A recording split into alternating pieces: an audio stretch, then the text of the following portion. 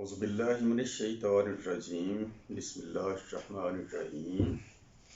ناظرین، پہلے ہم نے سورہ حج کی ایک آیت کی تفصیل بیان کی تھی جس میں ہم نے رکوع، سجود اور ایک لفظ تھا وَاعْبُدُوا رَبَّكُمْ کہ اللہ تعالیٰ کی عبادت کرو، اپنے رب کی عبادت کرو۔ اس کو ذرا ہم نے کھول کر بیان کیا تھا کہ عبادت کیا ہے۔ صرف رکوع اور سجدہ ادا کر لینا عبادت کا حصہ ضرور ہے، لیکن یہ مکمل عبادت نہیں ہے۔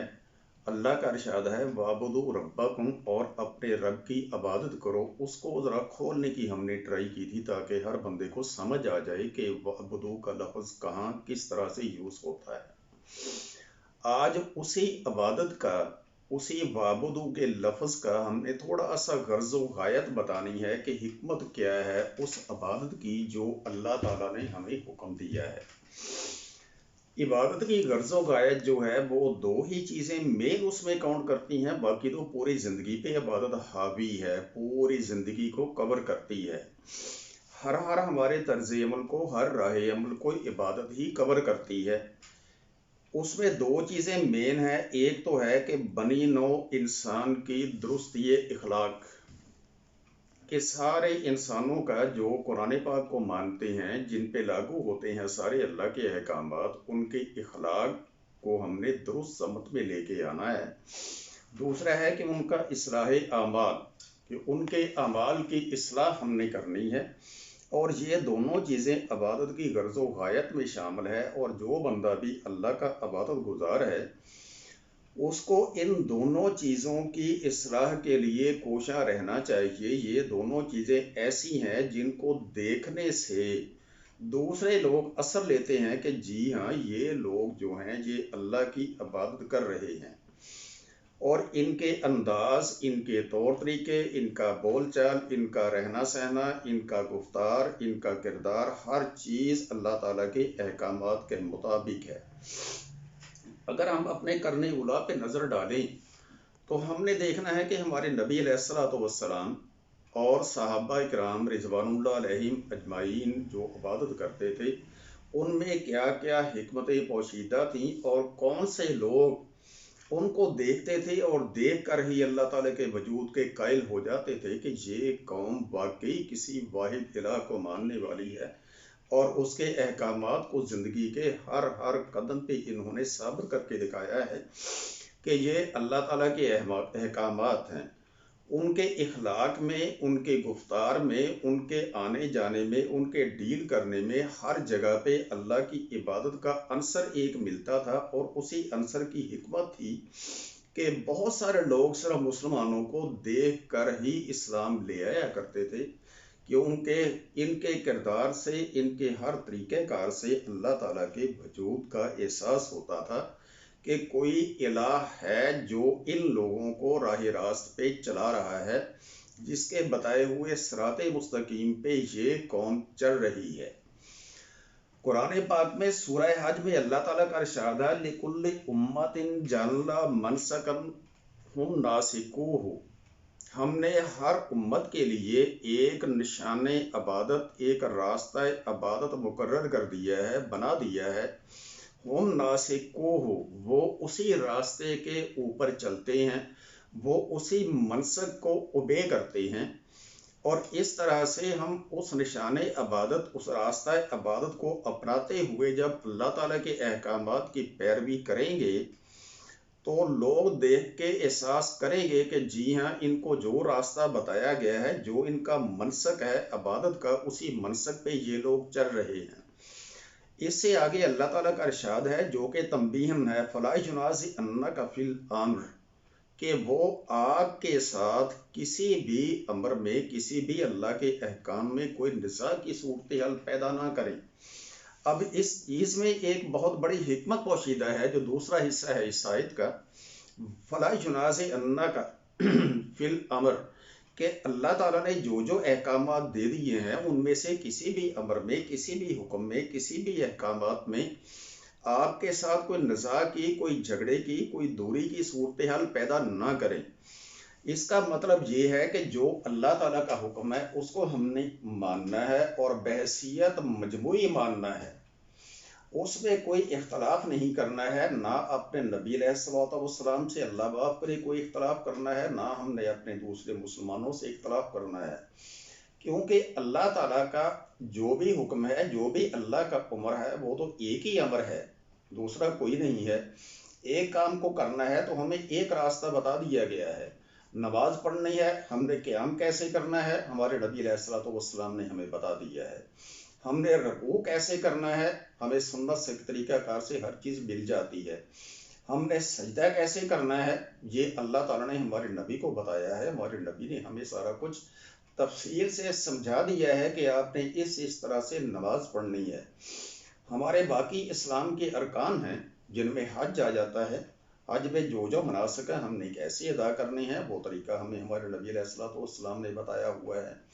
زکوٰۃ ہم نے دینی ہے، زکوٰۃ کا طریقہ کار کیا ہے، کتنے پیسے آپ نے پے کرنی ہے، کس طرح سے ادا کرنی ہے آپ نے، اور کن کن لوگوں کو آپ نے زکوٰۃ دینی ہے، یہ طریقہ کار بھی ہمارے اسلام میں پورا تفصیل کے ساتھ موجود ہے۔ اور یہ منسک عبادت ہے، یہ ایک عبادت کا راستہ ہے جس کو ہم نے مکمل طور پہ اوبے کرنا ہے۔ پھر ہے کہ ہمارے اخلاق، ان کی ہم نے درستی کرنی ہے، اخلاق کو ہم نے صحیح کرنا ہے۔ اخلاق کو صحیح کرنے کے لیے ہمیں اللہ تعالیٰ کے احکامات کی پیروی کرنی ہے، اور نبی علیہ الصلوۃ والسلام کے اخلاق کو ہم نے دیکھنا ہے کہ وہ لوگوں کے ساتھ ڈیل کیسے کرتے تھے، لوگوں کے ساتھ ملنا ملانا آنا جانا ہمارے نبی علیہ الصلوۃ والسلام کا کیسا تھا، ان کو ہمیں فالو کرنا ہے۔ فالو کرتے ہوئے اپنے ہم نے اخلاق اور اعمال کی ہم نے درستی کرنی ہے، اور یہی اخلاق یا اعمال کی اصلاح، یہی جتنے بھی پیغمبر اللہ تعالیٰ کی طرف سے آئے ہیں ان سب کا منشا و منتہا ایک ہی تھا کہ اصلاح انسانیت۔ اب اس میں اللہ تعالیٰ کا ارشاد ہے سورہ اعراف میں، اللہ تعالیٰ نے فرمایا ہے ان ارید الا الاصلاح ما استطعت۔ یہ آیت وہاں سے لی گئی ہے جہاں پہ حضرت شعیب علیہ السلام کا ذکر ہے، وہ اپنی قوم سے جن کی طرف نبی بنا کر بھیجے گئے تھے ان سے مخاطب ہوتے ہوئے کہتے ہیں ان ارید الا الاصلاح ما استطعت، میرا ارادہ آپ کی اصلاح کرنے کا ہے، اور میں آپ کی اصلاح اس حد تک اس وقت تک کروں گا جب تک مجھ میں استطاعت ہے۔ اب اس استطاعت کا اور اس ارادے کا انہوں نے اس سے آگے جو ارشاد فرمایا ہے وہ ہے کہ وما توفیقی الا باللہ، جہاں تک اللہ تعالیٰ مجھے توفیق دے گا میں آپ کی اصلاح کروں گا۔ اس اصلاح کے لیے نہ میں آپ سے کوئی اجرت مانگتا ہوں، نہ کوئی آپ سے میں اس چیز کا بدلہ مانگتا ہوں، نہ کوئی محنت کا احسان دلاتا ہوں کہ ہاں جی میں آپ کے لیے کام کر رہا ہوں مجھے یہ اجرت پیش کی جائے۔ پیغمبروں کا صرف یہی فرض ہوتا ہے کہ قوم کی اصلاح کریں، اصلاح اخلاق، اصلاح اعمال، اور سوچوں کی ہر چیز کی اصلاح کرنا پیغمبر کا کام ہوتا ہے، جو کہ اللہ تعالیٰ کے احکامات کی روشنی میں انجام دیتا ہے۔ اس سے آگے ارشاد فرماتا ہے اللہ تعالیٰ علیہ توکلت وعلیہ انیب، میں اس معاملے میں اللہ تعالیٰ پر ہی توکل کرتا ہوں، کیونکہ فرمایا ہے کہ وما توفیق الا باللہ، اللہ جتنی مجھے توفیق دے گا، جہاں تک مجھے چلائے گا، مستطاعت اپنی ہمت کے مطابق میں چلوں گا۔ تو پیغمبروں کا کام ہوتا ہے صرف اصلاح امت کی اصلاح کرنا، ہر کام میں، ہر معاملے میں، ہر جگہ پہ، تاکہ قوم ایک نمونہ بن جائے دوسروں کے لیے، جس طرح کے اللہ تعالیٰ کا ارشاد ہے لقد کان لکم فی رسول اللہ اسوۃ حسنہ، کہ میرے رسول جو ہیں ان کی زندگی میں آپ کے لیے ایک بہترین نمونہ ہے، اور ہم سارے مسلمانوں نے اپنے نبی علیہ الصلوۃ والسلام کے اسوہ حسنہ کو دیکھ کر ہم نے اپنی اصلاح کرنی ہے، اپنی اخلاق کی بھی اصلاح کرنی ہے۔ اس میں حاضرین چلتے چلتے ایک چھوٹی سی بات میں عرض کر دوں، ہمارے علامہ اقبال صاحب نے بچوں کی یا قوم کی اصلاح کے بارے میں ایک اندیا دیا ہے، اس میں انہوں نے ایک ماں کو ٹارگٹ کرتے ہوئے فارسی کے کچھ اشعار لکھے ہیں۔ وہ کہتے ہیں کہ ہوشیار از دست برد روزگار، گیر فرزندان خود را در کنار، ایک ماں کو مخاطب کرتے ہوئے وہ قوم کو سمجھانے کی کوشش کر رہے ہیں. وہ کہتے ہیں ہوشیار از دست برد روزگار، کہ دنیا کے دست برد سے ہوشیار ہو جاؤ. یہ ماں کو مخاطب کرتے ہوئے کہتے ہیں. اور پھر انہیں کہتے ہیں کہ فرزندان خدرات گیر فرزندان خدرات درکنار، کہ اپنے بیٹوں کو، اپنی بیٹیوں کو، اپنی اولاد کو ایک طرف کر لو ان کی دست برد سے. پھر اس سے آگے کہتے ہیں میں تراشد مہر تو اتوار ماں، افکار ماں، گفتار ماں، کردار ماں. پھر ان کی اصلاح کرو، ان کے طور طریقوں کی اصلاح کرو، ان کے طور طریقوں کا سنوارو. اب سنوارنے کے لیے طور طریقے کیا انہوں نے اشارہ دیا ہوا ہے کہ ان کے افکار، جو یہ ذہن میں سوچتے ہیں، جو یہ باتیں سوچتے ہیں بیٹھے ہوئے، افکار کو آپ نے درست کرنا ہے ان کے. پھر اس کے بعد ان کی گفتار کو، کہ بولنے کا انداز کیا ہے. اب گفتار کا پیرامیٹر ایک ہی ہے کہ ہم نے اپنے نبی علیہ السلام کے اخلاق کو اخلاق حسنہ مانتے ہوئے اس کو ہم نے فالو کرنا ہے. کردار ماں، پھر ہماری قوم کے سارے بچوں کے کردار کی اصلاح کرنی ہے. جب انسان کی سوچیں صحیح ہو جائے، انسان کا بول چال صحیح ہو جائے، انسان کے طور طریقے صحیح ہو جائے، تو انسان کا کردار صحیح ہو جاتا ہے. اور یہ وہی کردار ہے جس کو لوگ دیکھ کر اس وقت کے بڑے بڑے کفار کے جابر قسم کے حضرات بھی موم ہو جایا کرتے تھے کہ یہ لوگ بڑی ایک سلجھی ہوئی قوم کے افراد ہیں، اور یہ لوگ ایسے اخلاق کے مالک ہیں کہ ہمیں بھی ان کی طرح کا بننا چاہیے. اور یہی اخلاق حسنہ اور یہی اعمال صالح کا جو انداز ہے، یہ ہم نے اپناتے ہوئے ساری قوم کو اس طرف لے کے آنا ہے. اب ساری قوم سے مراد کیا ہے کہ پوری بنی نوع انسان ہے. جس طرح سے اللہ کا حکم ہے وَمَا أَرْسَلْنَاكَ إِلَّا رَحْمَةً لِّلْعَالَمِينَ، کہ ہم نے تمہیں بھیجا ہے ساری عالمین کے لیے رحمت بنا کر. ایسے ہی اللہ تعالیٰ کا فرمان ہے قُلْ يَا أَيُّهَا النَّاسُ إِنِّي رَسُولُ اللَّهِ عَلَيْكُمْ جَمِيعًا، اے رسول ان سے کہہ دو مجھے رسول بنا کر بھیجا گیا ہے علیکم تمہاری طرف، جمیعہ کلہم انسانیت کی طرف. خطاب انسانیت سے کرنا ہے. قل یا ایھا الناس، ساری انسانیت سے کہہ دو کہ اللہ تعالیٰ نے مجھے رسول بنا کر بھیجا ہے تمہاری طرف ایز اے ہول، کلہم کے لیے، جمیعہ سب کے لیے بنا کے بھیجا ہے. اللہ سے لہ ملک السماوات والارض، وہ رب، وہ اللہ جو سارے آسمانوں کا اور زمین کا مالک ہے. لا الہ الا ہوا، کوئی عبادت کے لائق نہیں ما سوائے اس کے. وَيُحْيِي وَيُمِيتُ، وہ زندہ کرنے والا بھی ہے اور مارنے والا بھی ہے. اب یہاں پہ یحیی و یمیت، ایک تو ہے کہ زندہ کرنا، جیسے کہ اللہ تعالیٰ پوری کائنات کا خالق ہے، مالک ہے، پیدا کرنے والا ہے. یحیی و یمیت، تم کو وہ پیدا کرتا ہے، انسانوں کو وہی بناتا ہے، وہی انسانوں کو پیدا کرتا ہے. و یمیت، اور مارتا بھی وہی ہے. اس کے ایک دوسرے معنی ہیں جو ہمارے دنیا داری کے حساب سے، کہ جو قومیں زندہ رہتی ہیں، جن کے بارے میں اللہ تعالیٰ یحیی کا لفظ استعمال کرتا ہے، وہ قومیں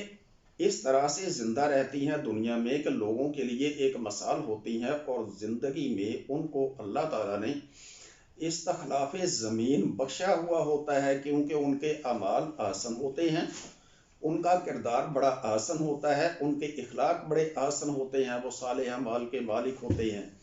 اس لیے اللہ تعالیٰ نے جس طرح سے سورہ نور میں وعدہ کیا ہوا ہے لِيَسْتَخْلِفَنَّهُمْ فِي الْأَرْضِ، تم کو میں دنیا میں خلافت بخش دوں گا، لیکن شرط کیا ہے کہ اعمال صالح کرنے والے بن جاؤ، اپنے اخلاق حسنہ اپنا لو. اللہ تعالیٰ دنیا میں قوم کو زندہ رکھتا ہے. زندہ رہنے کا دنیا میں سلیقہ یہی ہے کہ دنیا میں آپ پہ کوئی بھی کسی کا جبر نہ ہو، کسی کا حکم نہ چلے اللہ کے حکم کے علاوہ. جو قومیں یہ کام نہیں کرتی ہیں، اعمال صالح نہیں کرتی ہیں، اخلاق حسنہ نہیں اپناتی ہیں، اپنے کردار کی اصلاح نہیں کرتی ہیں ان کے بارے میں ہے وہی امید کہ اللہ تعالیٰ ان کو مار بھی دیتا ہے۔ مار دینے کا مطلب یہ نہیں ہے کہ کسی قوم کو مکمل طور پہ موت طاری کر دینا۔ مر جانے کا مطلب یہ بھی ہوتا ہے کہ اگر ہم اعمال حسنہ کو چھوڑ دیں، اخلاق حسنہ کو چھوڑ دیں، صالح اعمال کو چھوڑ دیں، اچھے کردار کو چھوڑ دیں، برائیوں میں انڈلج ہو جائیں، ہر برا کام ہم اپنا لیں، تو پھر کیا ہوگا؟ علیہم الذلۃ والمسکنۃ، کہ ہم پر ذلالت اور مسکینی طاری ہو جائے گی اللہ تعالیٰ کی طرف سے، اور کسی کی غلامی میں رہنا، مسکینی اور یتیمی اور ذلیل ہو کر رہنا، یہ موت کے برابر ہی ہوتا ہے میرے بھائیوں۔ فآمنوا باللہ ورسولہ النبی الأمی الذی یؤمن باللہ، تم اللہ تعالیٰ پر ایمان لاؤ۔ ایمان کس طرح سے لانا ہے؟ جس طرح سے تمہارے امی نبی اللہ تعالیٰ پر ایمان لے کے آئے ہیں، اسی انداز میں آپ نے اللہ پر ایمان لانا ہے۔ وَکَلِمَاتِہ، اور اللہ تعالیٰ کے احکامات پر، وَاتَّبِعُوهُ لَعَلَّکُمْ تَہْتَدُونَ، اور اللہ تعالیٰ ہی کی اتباع کرو تاکہ تم پرہیزگار بن جاؤ۔ ناظرین، اس میں ایک چھوٹی سی بات آپ سے کہنا ہے کہ دو لفظ ہیں امی اور تہتدون، امی اور یہتدون، ان دونوں لفظوں کا ترجمہ ہم بعد میں کسی اور سیٹنگ میں آپ کو بڑا کھول کر بتائیں گے، فی الحال ان کا اتنا کہہ دینا ہی کافی ہے۔ اللہ تعالیٰ سورہ سبا آیت نمبر 28 میں فرماتا ہے، یہی چیز، یہی مضمون جو ہے یہ اس سے آگے چل رہا ہے اسی آیت میں، وَمَا أَرْسَلْنَاكَ إِلَّا كَافَّةً لِلنَّاسِ، ہم نے آپ کو بھجوایا ہے رسول بنا کر تمام انسانیت کے لیے، کافۃ للناس، کلہم، انسانیت کے لیے۔ اور انسانیت کے لیے کیوں بنایا ہے؟ بشیرم و نذیرہ، انسانیت کے لیے آپ بشیر بھی ہو، آپ نذیر بھی ہو۔ اب یہ دو لفظ جو ہیں پڑھنے کے لیے چھوٹے چھوٹے ہیں، بشیر اور نذیر، لیکن دیکھنا یہ ہے کہ اللہ کے رسول